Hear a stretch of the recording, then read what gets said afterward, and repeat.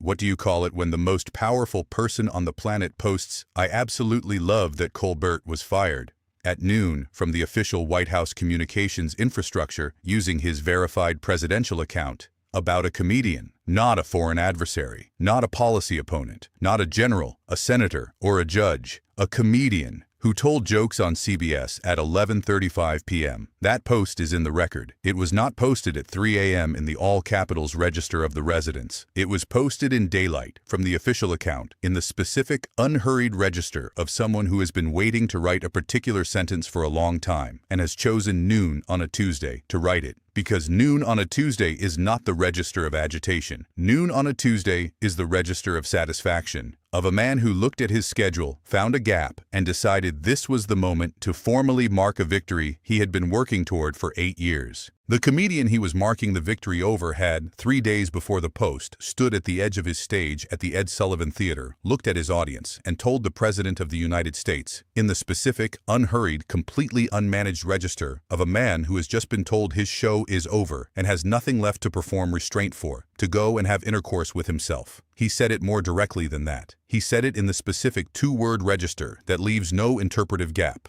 He said, "I was nervous coming out here," and then he said the 2 words, and then he said, "I will miss you," to the audience, not to the president, in the voice of someone who means it completely and is not performing the meaning. The gloves, Colbert had announced, were off. This is the story of what happened when those gloves came off, and what the side-by-side record of 8 years of Stephen Colbert and Donald Trump placed in order and read in the flat, wry, forensic register that Colbert himself deployed every night he walked onto that stage, reveals about the specific documented distance between a man who once told a joke about Winston Churchill and a man who once stood next to a bust of Winston Churchill and believed the proximity was the same as the comparison. The parallel tracks start in 2017, Trump's first joint address to Congress, the speech that political media had spent the preceding 2 weeks building anticipation around, the speech that was supposed to represent the pivot, the normalization, the moment at which the governing register replaced the campaign register, and the country got its first look at what a disciplined, teleprompter-anchored President Trump would sound like in the formal setting of the House chamber. Colbert watched the speech. He came into the studio 90 minutes later. 90 minutes, the specific compressed margin of a live broadcast scheduled around a presidential address, the margin that leaves no time for refinement, that produces the specific raw, unrehearsed quality of material generated in the immediate metabolic aftermath of the thing it is responding to.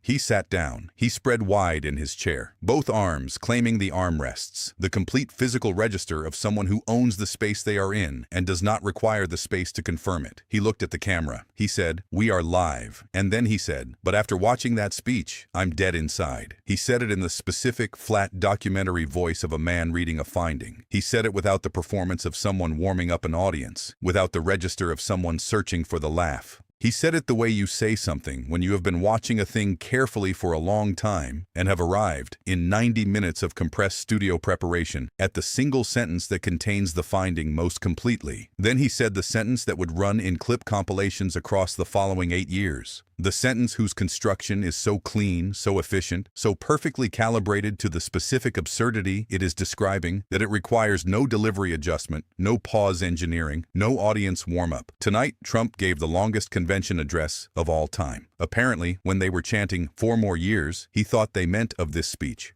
The audience in the Ed Sullivan Theater, 90 minutes after a presidential address, 11:30 at night, having stayed in their seats through a live broadcast that most late-night audiences are not asked to sustain, laughed in the specific, released register of people who have been given the perfect sentence for a thing they have been watching and have not yet had a sentence for. The laugh is a different sound from the laugh of prepared comedy. It has more release in it. It has the specific frequency of recognition, of someone hearing said precisely the thing they were thinking, but could not have articulated that cleanly. That is track 1. Here is track 2, March 30th, 2026. Colbert played a clip on his show of Trump delivering remarks at an investors' forum in Miami. the specific, wandering, off-teleprompter register that had become the most documented feature of the second term's public communications pattern. The register in which the prepared text and the improvised text braid together and separate and braid again, in which a sentence about economic policy arrives at a conclusion about a personal grievance, and the teleprompter waits patiently for the improvisation to exhaust itself. Then he played Winston Churchill's "We shall fight on the beaches." Not a paraphrase, not a reading. The actual recorded speech. Churchill's voice, Churchill's cadence, Churchill's specific gravity-bearing register of a man addressing a nation that is genuinely under existential threat and has chosen, in that moment, to respond not with fear, but with the formal declaration of a civilization's refusal to be extinguished. Side by side, the Miami Investors Forum.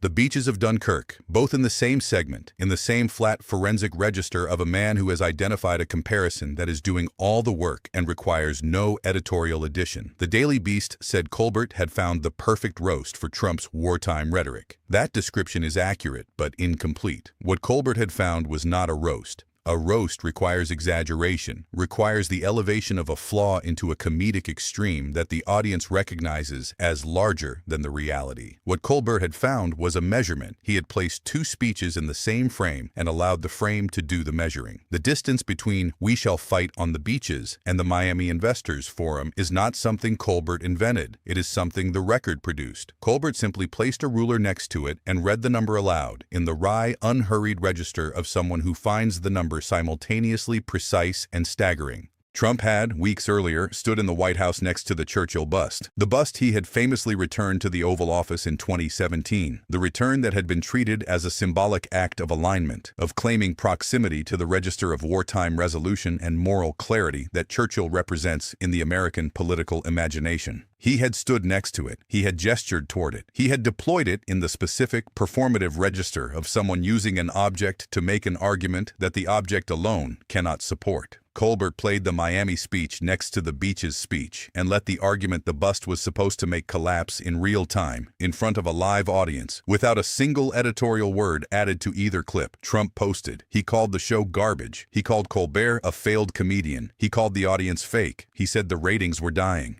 He said, in the specific all capitals register that had become the most legible signal in the public record that something had landed too close to require no response, that nobody watches Colbert anymore. The Late Show's ratings at the time of the Churchill comparison segment were the highest they had been since 2017, the specific documented year when the live broadcast, 90 minutes after Trump's joint address, had generated the largest single-night audience for late-night television since Letterman. The ratings number was available in a 30-second search. Trump had either not performed the search or had performed it and set it aside in favor of the post he had already decided to write. Colbert read the post on air the following night. He read it in the flat, wry, forensic voice. The same voice, 8 years in, unchanged in register, unchanged in the specific quality of someone who has been doing this long enough to have developed the patience to simply let the material arrive and trust it to do its own work. He said, "The President of the United States watched the Churchill comparison, and his response was to post about ratings at 3 in the morning. He spread wide in his chair. He looked at the audience. He said, 'We shall fight them on the beaches.' He paused. He said, 'Apparently, the audience did the arithmetic. The audience always does the arithmetic.'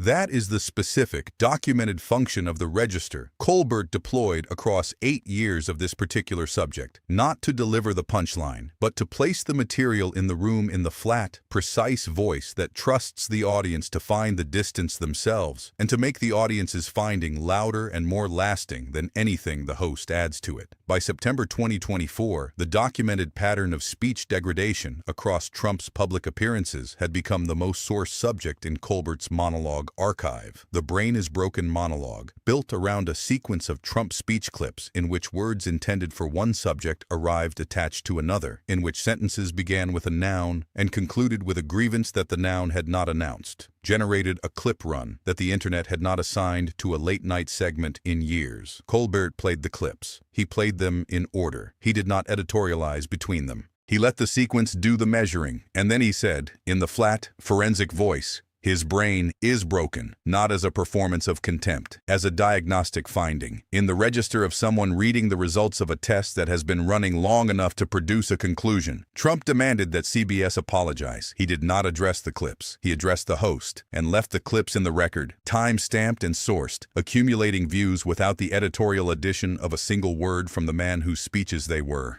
The Windsor Castle State Dinner, September 2026. Trump stood before King Charles III in the formal, gravity-bearing setting of the oldest and most documented royal household in the Western world, in the specific register of an occasion that has protocols, that has precedents, that has a script prepared by professionals who understand what the occasion requires, and said, "It is an honor to be the first American president received here." He said it with the confidence of someone who has not been briefed on the guest list. Multiple presidents had visited Windsor Castle. The state dinner was the second of its kind, not the first. The factual sequence was available in the briefing materials that had been prepared for the occasion and that Trump appeared to have set aside in favor of the improvised register. King Charles III offered polite laughter. The guests offered polite laughter, the specific, careful, diplomatic laughter of a room full of people who have been trained to absorb the distance between what an occasion requires and what an occasion receives, without allowing that distance to become visible in their expression.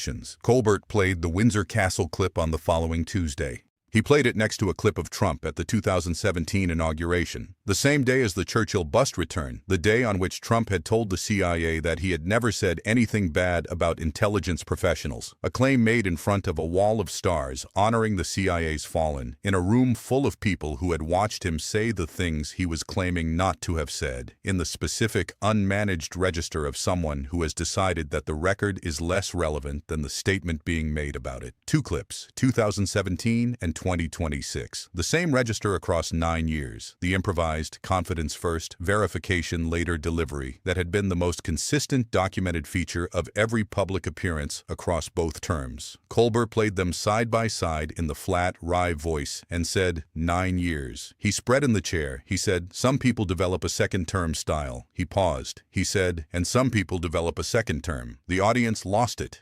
Not the laugh of a punchline landing, the specific collective release of an audience that has been watching the same pattern for 9 years and has just been given the single sentence that names it most completely, that names not just the gap between the 2017 clip and the 2026 clip, but the entire documented architecture of a public presence that has been across 9 years of joint addresses and convention speeches and investors' forums and state dinners, consistently, measurably, and increasingly the same thing in every room it enters. Then Paramount canceled the show, not after a ratings collapse, not after an advertiser exodus, not after a single documented complaint from a regulatory body. The show was canceled 3 days after Trump publicly named Colbert as a target in the specific daylight official account register of a statement made not at 3 a.m. in agitation, but at noon, on the record, in the voice of someone exercising the institutional weight of the presidency against a CBS broadcast slot. The cancellation was the answer to the question that Colbert had been placing in the room since February 2017. What happens when the distance between the Churchill speech and the investors' forum gets too small to measure on the air without someone in a building on 6th Avenue deciding the measurement is too expensive to allow?